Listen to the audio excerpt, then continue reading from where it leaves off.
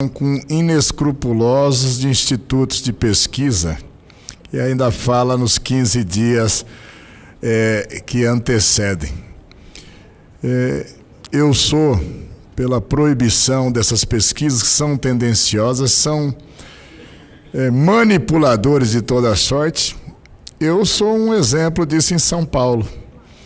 Até a última pesquisa eu era o quarto, quinto colocado para a eleição do Senado,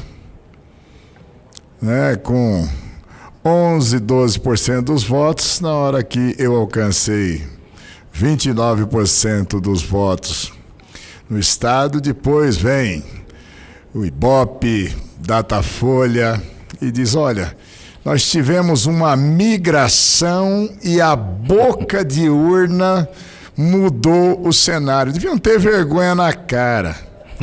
O dossiê K, onde eu apresento com provas documentais, presidente Anastasia, e com a declaração do dono do Instituto do Ibope na época, Montenegro, no programa Roda Viva da Rede Cultura. Lá tem a cópia, lá tem tudo. Eu tenho o vídeo. Quero lhe entregar para que o senhor também possa acrescentar nesse corajoso projeto o envolvimento de alguns veículos de comunicação. Evidentemente não generalizo, mas há veículos maléficos, e eu provo que no estado de Goiás, segundo a declaração do próprio dono do Ibope, que mandou a população de Goiás ir para a porta da emissora e protestar contra ela, porque ela foi contratada para fazer 5 rodadas de pesquisa, e pasmem o que ela fez. A emissora ficou publicando em seu jornal e em sua emissora, com toda a força que tem lá, é a maior audiência, ela ficou até 15 dias antes da eleição, divulgando o resultado da primeira rodada 6 meses atrás, que colocava Iris Rezende com 66% dos votos. Quando, na verdade, naquele momento, 15 dias antes da eleição de 1998, ela estava empatada tecnicamente. Ou seja, o veículo de comunicação, ele fez parte, ou seja, ele foi cúmplice dessa sacanagem. E aí, no caso, o Instituto até disse: puxa vida, nesse caso eu não sou o culpado. Então aí eu acrescentaria também veículos de comunicação nesse seu brilhante projeto, porque às vezes ele é tão corrupto quanto o Instituto de Pesquisa. Parabéns. Com a palavra, eminente líder, senador Álvaro Dias. Senhor presidente, senadora Anastasia, senhores senadores, senhoras senadoras, a campanha eleitoral nos ensina e nós temos que aprender algumas lições. Obtivemos certamente com a legislação nova alguns avanços, mas constatamos também retrocessos. E nós não podemos deixar passar o tempo sem a discussão, o debate e a apresentação de propostas para o aprimoramento da legislação eleitoral, visando a correção de rumos para que, já no próximo pleito, evitemos desvios e injustiças que foram verificadas no último pleito. Senador Cajuru, eu poderia citar aqui, em razão do tempo, vou me cingir a apenas um aspecto, mas eu poderia citar, por exemplo, que a distribuição do fundo eleitoral não se deu com a transparência e a honestidade necessária. É claro, a campanha ficou bem mais econômica do que era, mas muito mais econômica do que era. Esse é o avanço. Mas há que se corrigir o modelo em razão do que ocorreu nesta campanha, evitando os desvios acontecidos, e promovendo uma distribuição mais justa dos recursos públicos que foram conferidos em função da nova legislação. O tempo de rádio e TV. A desigualdade é imensa. Não foi uma eleição, portanto, na sua plenitude democrática. Eu poderia dizer que foi uma eleição com desigualdades que retratam as desigualdades sociais vigentes no país. Um retrato do que é o Brasil. Uma eleição das desigualdades. A participação na mídia. A legislação estabelece, e nós vamos legislar sobre isso também, senadora Anastasia, a legislação estabelece que todos os candidatos devem ter tratamento igual na mídia nacional, na imprensa do país. É da lei. No entanto, a legislação não foi respeitada. Alguns foram premiados com amplos espaços na mídia nacional e outros foram marginalizados, foram excluídos, ficaram sem espaço, sem auditório para a sua comunicação com a população do país. Mas hoje eu trago um projeto, é o primeiro dos projetos que apresentarei, quero ter a oportunidade de apresentar outros, mas esse diz respeito às pesquisas de opinião pública. Olha, senador Cajuru, o próprio senador Anastasia é testemunho do que ocorreu em Minas Gerais. Por exemplo, o ex-presidente Dilma aparecia em primeiro lugar em todas as pesquisas durante toda a campanha eleitoral. E no dia da eleição ela ficou em quarto lugar. Um amigo meu, ex-deputado do Rio Grande do Sul, Cajar Nardes, um dia me disse: enquanto as pesquisas forem divulgadas até a véspera da eleição, o melhor candidato nunca vencerá, porque ele é derrubado bem antes por pesquisas que indicam que ele não tem chance. E ele vai ouvir durante toda a campanha que é o melhor candidato, mas que não tem chance. E aí prevalece o voto útil, né, do senador Plínio. O senador Plínio foi vítima disso já em outras campanhas eleitorais. Era o melhor, mas não tinha chance. Era o que dizia a pesquisa. E nós verificamos que existem pesquisas e pesquisas entre aspas, informando ou desinformando. Por isso, nós estamos apresentando hoje, senadora Anastasia, um projeto que estabelece, no artigo 33 da Lei 9.504, de 97, no parágrafo 6º, a divulgação de pesquisas eleitorais por qualquer meio de comunicação a partir do 15º dia anterior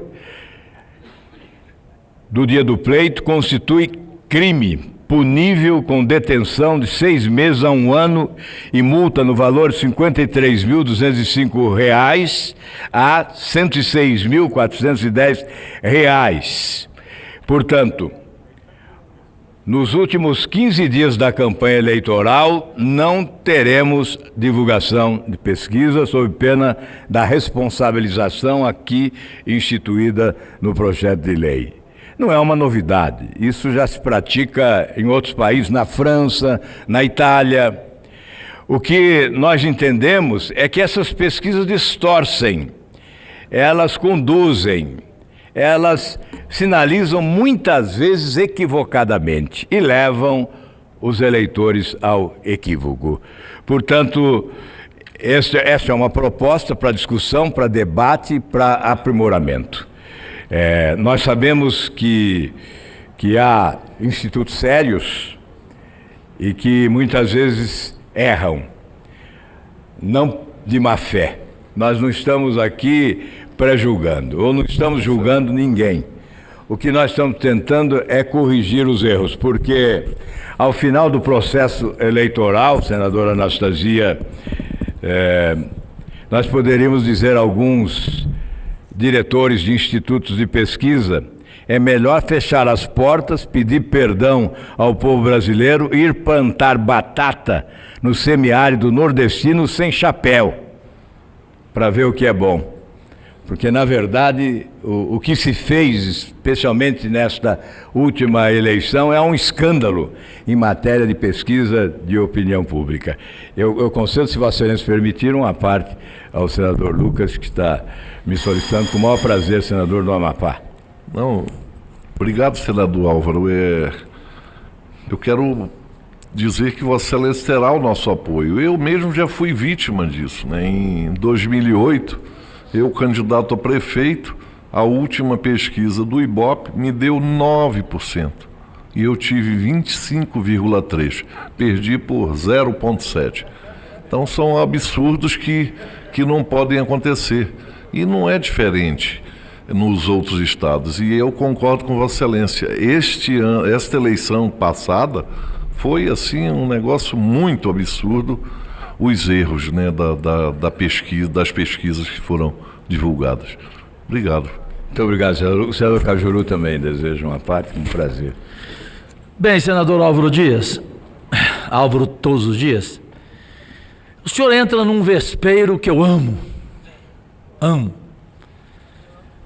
Talvez antes dele eu só ame mais as mulheres. Eu amo esse vespeiro.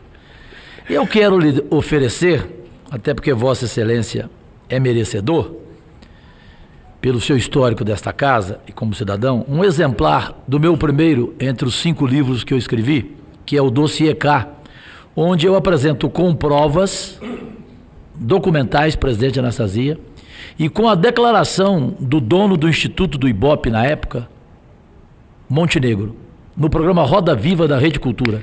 Lá tem a cópia, lá tem tudo. Eu tenho o vídeo.